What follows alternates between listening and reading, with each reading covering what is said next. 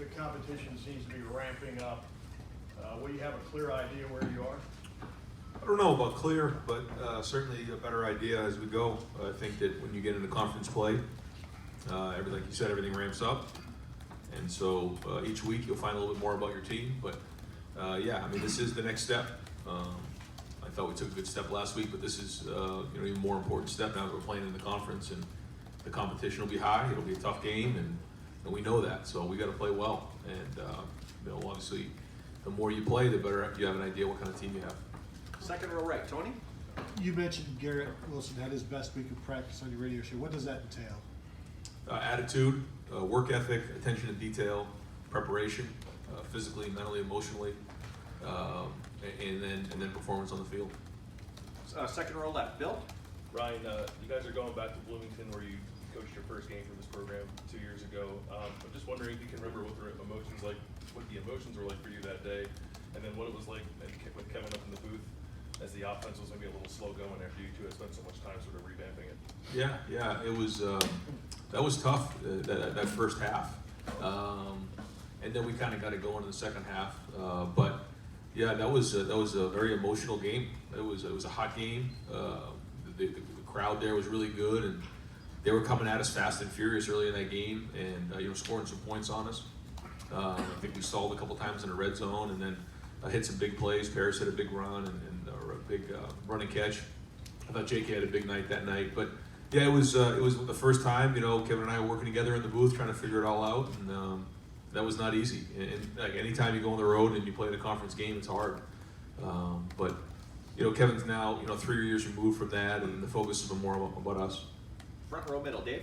Ryan, what position group is maybe further along than you anticipated at this point? I don't know if anybody's further along than I thought. There's a lot of visions that you have, and what you want as you move forward. We're only 2 games in, so it's hard to tell. It was good to see the O-line coming off the ball and us run the football like that. It's something we got to do. But it's also been good to see the defense running around, especially the linebackers, and physicality, tackling, hitting, running the ball, and being productive. But again, only 2 games in, so we got a long way to go on this thing. Third row left, Dan. Ryan, Tom Allen said today that Michael Penix is going to be a game time decision for Saturday's game. How does that affect your guys' preparation when you know you could see either one of 2 quarterbacks? Yeah, we've been preparing that way all along anyways.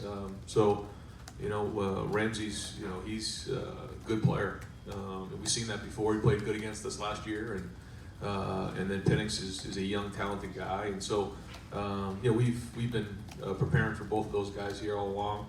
And, both guys bring different things to the table. So, nothing changed that way. I don't really know how it's all going to play out. Even if somebody's healthy, after the second play, they could go down. So you have to be ready for both and have a plan for both. Second row left, Ari. Ryan, how's Harry Miller doing? Harry's doing good. Harry, I think as a freshman, that one of the hardest position to play is up front is center, making all the calls and handling it all. He's very intelligent. And when you don't notice him in practice, that's when I think he's doing a good job. And you don't notice him in practice. You just, the second team gets out there, or he jumps in with the ones, and we just kind of get going. And that's a tribute to him and his ability to kind of take a bunch of new information and then process it and put it on the field. Is it odd that somebody in his position would be in the role that he is at that position, and Absolutely. what makes him? Yeah, I think absolutely. It's very rare to see someone his age being able to work at his level right now. I think you look at Josh Myers. He's playing well. He's playing at a high level, but it took a little while for him to get there. Billy Price and all the guys who have been here and different centers that I've been around. It takes time. There's a lot of calls that have to be made. There's so much communication, and you have to snap the football before you block somebody. Where if you're a guard or tackle, your hands in the dirt, you're listening to the calls, and you're rolling. And so it's very, very different. And so tribute to him. He's off to a great start. Front row right, Tim.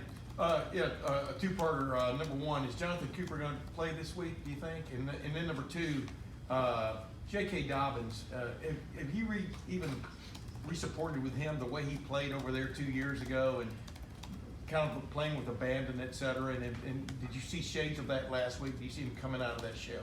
I thought J.K. ran hard, and it wasn't clean the first week. I thought it was a little bit better. The blocking schemes had something to do with that as well. But he was running with his pads down. He was running hard. He was running physical. I thought he had two or three excellent blocks as well.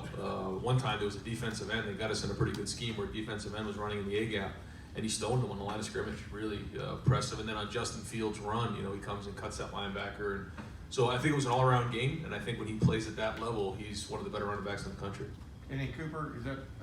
Yeah, so what we do is we go through Thursday practice, and then we put out the report on Friday, because you just don't know what you're gonna get out of a Thursday practice. So we usually put that out like mid-morning, right around then, yeah. Front row right, Bill? The other day, you used the word scarred to describe the defense last year.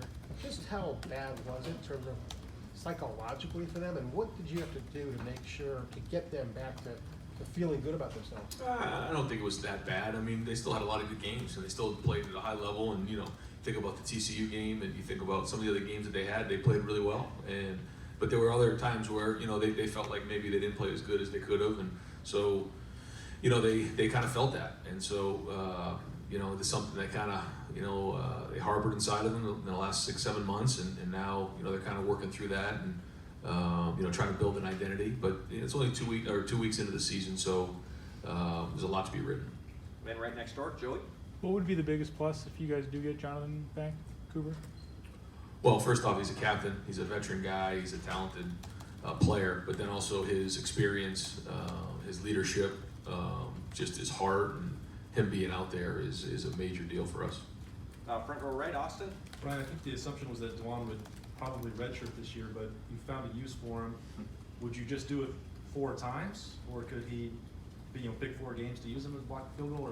Or He's a weapon for sure. He's definitely a weapon, and it makes a difference when he's out there. I mean, say what you want, but if it's 6'8", 370 pounds coming, rearing down at a guard, it matters. And then Chase was able to get through. So we're not going to be foolish about it. We'll be smart, and try to make this best decisions based, weekly on what we're seeing. And we don't want to burn his red shirt on field goal blocks, but at the same time, you get 4 games now, and so we'll try to do the best we can.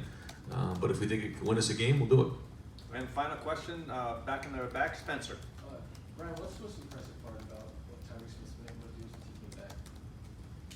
Well, I think he was off to a really good spring, and then he had had procedure done, and he kind of worked through that. And now to see that sack that he had, that was a really impressive sack. And he's kind of one of those guys that we want to be the next Bosa, the next Chase Young, kind of the next guy up with some of the other guys that we have as youth. And they built a culture in that room that it's kind of the next guy up who's going to take over. And so the more he can keep building on this, the better he's going to be. But I think he's got a chance to have a really great year this year and a lot of production. Great. Coach, thank you very much. Thanks, Ryan. Thanks, Ryan.